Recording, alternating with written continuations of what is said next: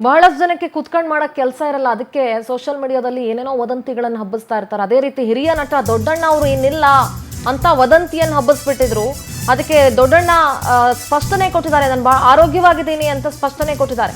ಕನ್ನಡಿಗರ ಪ್ರೀತಿ ಇರೋವರೆಗೂ ನಾನು ಆರೋಗ್ಯವಾಗಿರ್ತೀನಿ.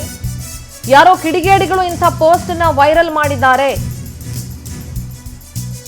ಕನ್ನಡಿಗರ ಪ್ರೀತಿ ಇರೋವರೆಗೂ ನಾನು ಆರೋಗ್ಯವಾಗಿರ್ತೀನಿ, ಆ ಕಿಡಿಗೇಡಿಗಳನ್ನ ನಾವು ಸುಮ್ಮನೆ ಬಿಡೋದಿಲ್ಲ ಅಂತ ದೊಡ್ಡಣ್ಣ ಮಾತಾಡಿದ್ದಾರೆ.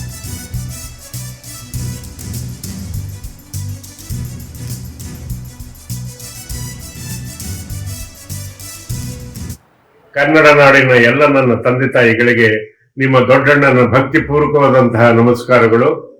ನಿಮಗೆ ಒಂದು ವಿಷಯವನ್ನ ನಾನು ತಿಳಿಸಲೇಬೇಕು. ಏನು ಅಂದ್ರೆ, ಇವತ್ತು ಬೆಳಬೆಳಿಗ್ಗೆನೆ ನಾನು ಹೇಳೋದಕ್ಕಿಂತ ಮುಂಚೆನೆ ಯಾರೋ ಅವಿವೇಕಿಗಳು ನಾನು ನಿಧನವಾಗಿದ್ದೀನಿ ಅನ್ನೋದನ್ನ ಫೇಕ್ ನ್ಯೂಸ್ ಅಲ್ಲಿ ಹಾಕಿದ್ದಾರೆ.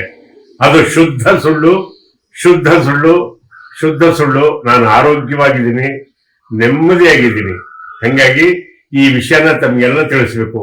ನನಗೆ ಬೆಳಗ್ಗೆಯಿಂದ ಮಖ ತೊಳ್ಕೊಳ್ಳೋದಕ್ಕೂ ಬಿಡ್ತಾ ಇಲ್ಲ.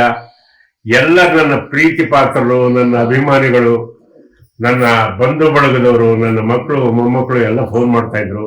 ಅದಕ್ಕೋಸ್ಕರ ಈ ವಿಡಿಯೋ ಮಾಡಿ ನಿಮ್ಗೆ ಆಗ್ತಾ ಇದ್ದೀನಿ. ನಾನು ಆರೋಗ್ಯವಾಗಿದ್ದೀನಿ. ಎಲ್ಲಿವರೆಗೂ ನಿಮ್ಮ ಆಶೀರ್ವಾದ ಚೆನ್ನಾಗಿರುತ್ತೋ ನಾನು 100 ಕಾಲ ಚೆನ್ನಾಗಿರ್ತೀನಿ ಅನ್ನೋದೇ ನನ್ನ ನಂಬಿಕೆ. ನನ್ನ ಮೇಲೆ ಈ ರೀತಿ ಪ್ರೀತಿ ವಿಶ್ವಾಸ ಇಟ್ಟಿದ್ದಕ್ಕೆ ಎಲ್ಲರಿಗೂ ವಂದನೆ. ಆ ಕಿಡಿಗೇಡಿಗಳನ್ನಂತೂ ಬಿಡಲ್ಲ, ಬೆನ್ನತ್ತಿ ಅವರಿಗೆ ಒಂದು ಪನಿಷ್ಮೆಂಟ್ ಮಾಡಿಸ್ತೀನಿ. ನಮಸ್ಕಾರ.